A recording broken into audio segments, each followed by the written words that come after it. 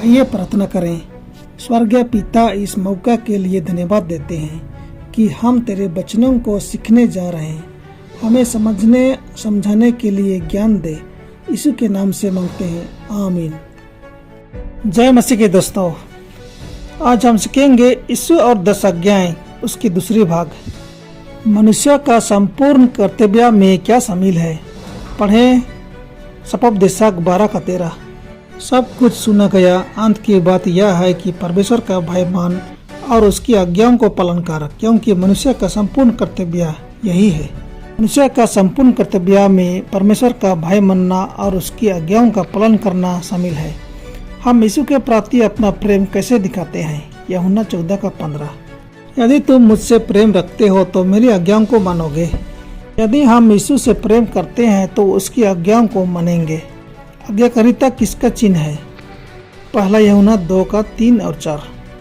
यदि हम उसकी आज्ञाओं को मानेंगे तो इससे हम जान लेंगे कि हम उसे जान गए हैं।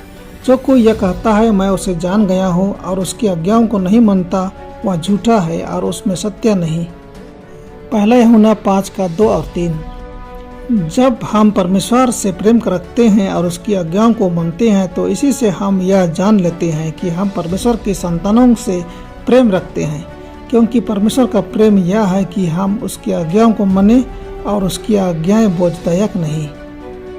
आज्ञाकारिता उसे जानने का चिन्ह है और परमेश्वर की आज्ञाओं को मानना परमेश्वर का प्रेम का चिन्ह है।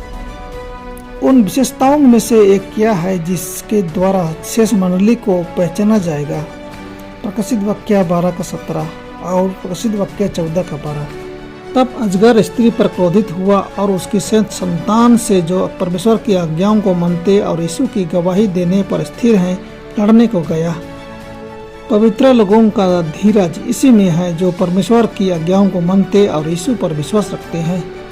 आज्ञाकारिता उसे जानने का चिन्ह है।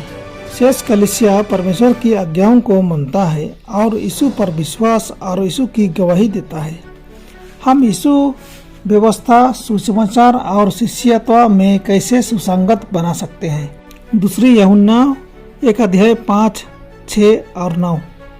अब हे महिला, मैं तुझे कोई नई आज्ञा नहीं, पर वही जो आरंभ से हमारे पास है लिखता हूँ और तुझसे विनती करता हूँ कि हम एक दूसरे से प्रेम रखें।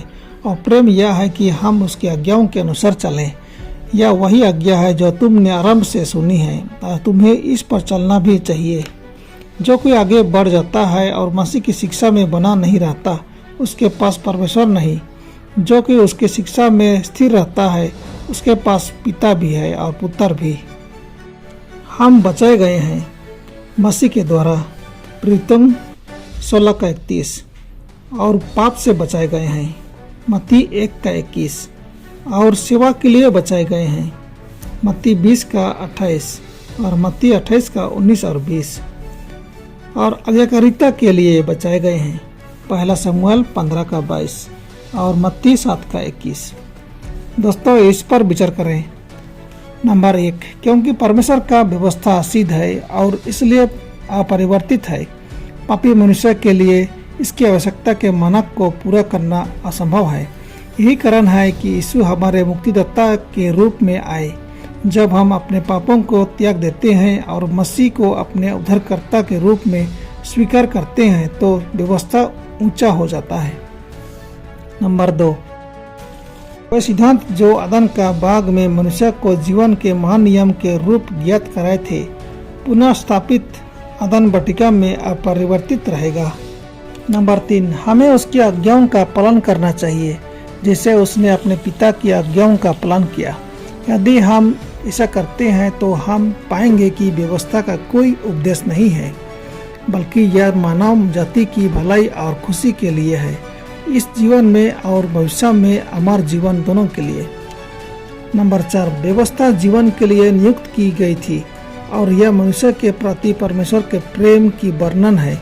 इसका तिरस्कार करना इसके लेखक का तिरस्कार करना है, क्योंकि यह पवित्र चरित्र की सिद्धता का हिस्सा है। उल्लंघनकर्ता के लिए यह जीवन से जीवन का स्वाद नहीं, बल्कि मृत्यु से मृत्यु तक का स्वाद बन जाता है। नंबर 5, चरित्र की सिद्धता हर उस व्यक्ति द्वारा प्राप्त की जा सकती है जो इसके लिए प्रयास करता है। इसे सुसमाचार की नई वाचा का मूल आधार बनाया गया है। युवा की व्यवस्था वृक्ष है। सुसमाचार वह सुगंधित फूल और फल है जो वह पैदा करता है। परमेश्वर आप सबों को आशीष करे। आमीन।